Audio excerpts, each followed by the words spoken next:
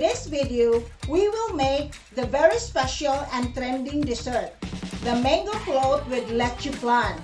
But before anything else, please don't forget to like and subscribe to Mama Quatang's channel and click the notification bell so you won't miss any of my videos. So, are you excited? Let's go!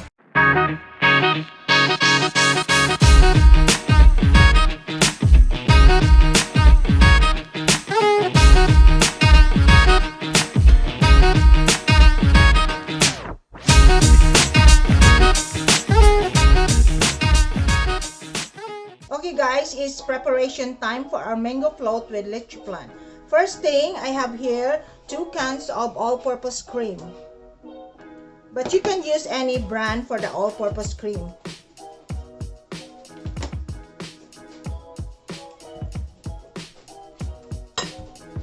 Next is the 1 can of condensed milk.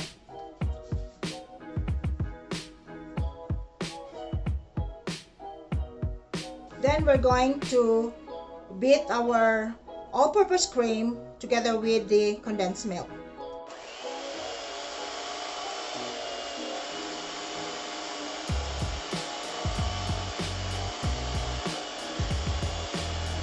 Okay guys, as you can see here, the size of our mixture is double the size now, and then I beat this one for about 8 minutes. Look at that. So we will set aside this one first. So I have here leche flan for our mango float.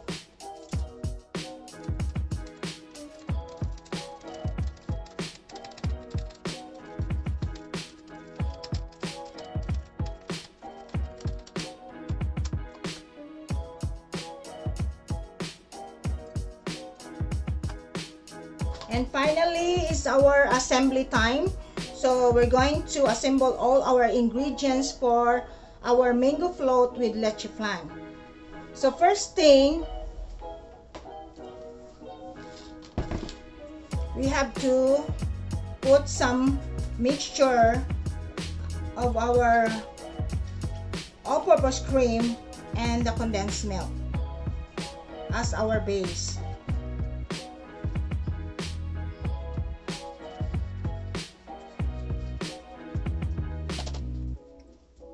Then I have here graham crumbs, or you can use the graham crackers, but this time I'm using the graham crumbs.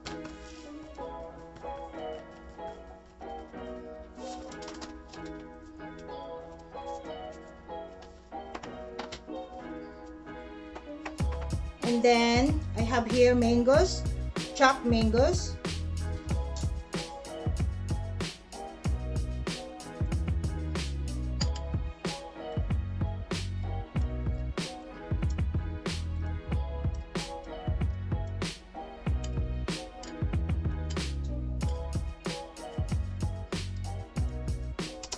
For my mango float, I'd like it with cheese. So this is just optional. If you don't like to use the cheese, so it's up to you guys.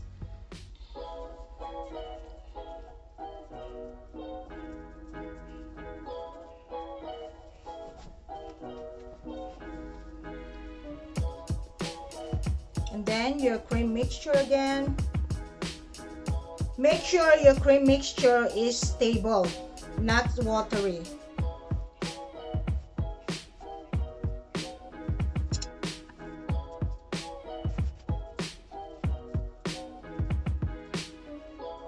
Okay, and it's time for the leche flan to be in the center.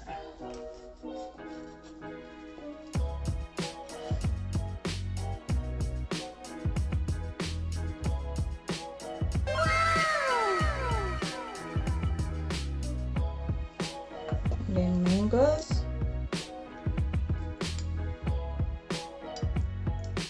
Okay guys, next is the graham crumbs.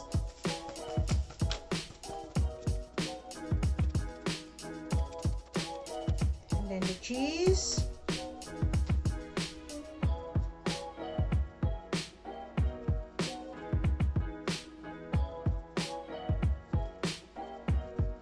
And then again, the cream mixture. guys, it's up to you how you present your mango float with leche flan. So let's just be creative this time and innovative on the way how you present and how you assemble your mango float with leche flan.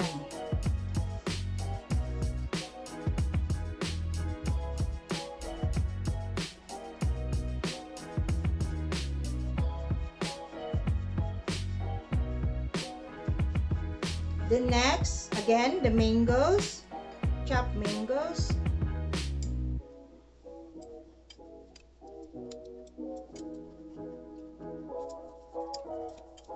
Then the graham crumbs.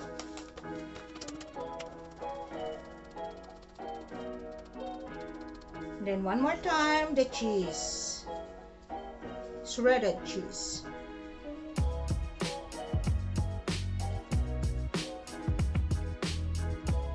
Then I have some diced leche flan here, so we will add on to our toppings. Look at that, so yummy. Looks yummy. That's why I call this mango float very special, because of the leche flan. This is delicious.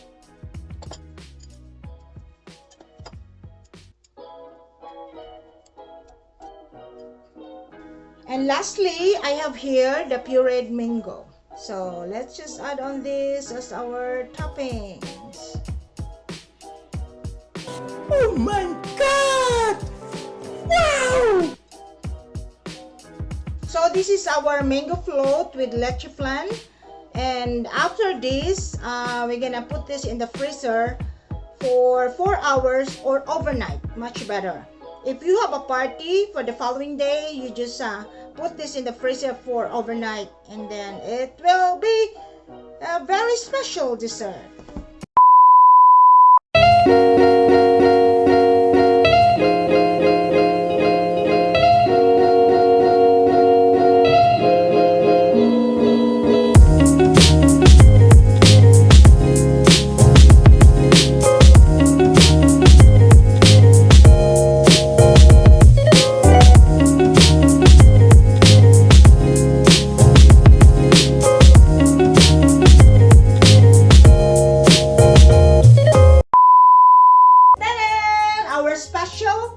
Mango float with leche flan. Guys, as I said earlier, it's up to you to be more creative, innovative on how you assemble your mango float with leche flan. Yeah, yummy. So now is the tasting time. Tasting time! As usual. Oh, ayan. Hi guys! Hi Tasting guys! time it is. Yana here! Johnny here! Are you excited? Let's go! Ay. Look, come sarap. Oh my. So there's leche flan in the middle. Yes, leche flan. Tapos, may graham crackers. Yes, the graham crumbs. Crumbs. But they can use also Crackers. crackers. Ah, Yeah. yan. Yupper. But why is... cut to me. Okay guys, Ayan na, here we we're go. done. Together. Together. Kuha ng leche flan, ma. You will get some leche, a bit of everything. Yeah. Oh. Because there's also some chunks for the leche flan. Chunks? Yeah, May chunks ba? diced leche flan. May diced And leche then flan meron sa- ding mangoes. There you go. Yes. 1, 2, 3, go.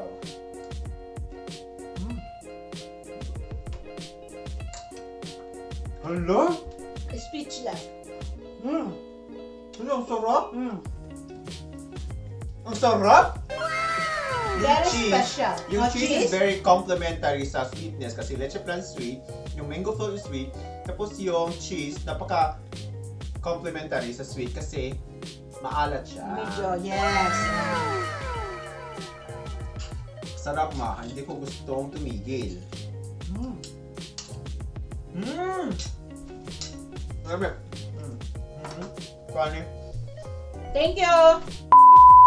Okay, as for our shout out, si Blessing Humawan, thank you so much for watching, and as always, Alvin Montesa and the rest sa mga kababayans natin all over the world. sa Philippines, Luzon, Visayas, and Mindanao. Lahat-lahat na kayo. Diyan, ingat kayo palagi. Stay safe. God bless. Bye for now. Mwah! Mango float with leche flan. Ito na kaya ang bagong trending? Ito na kaya ang trending?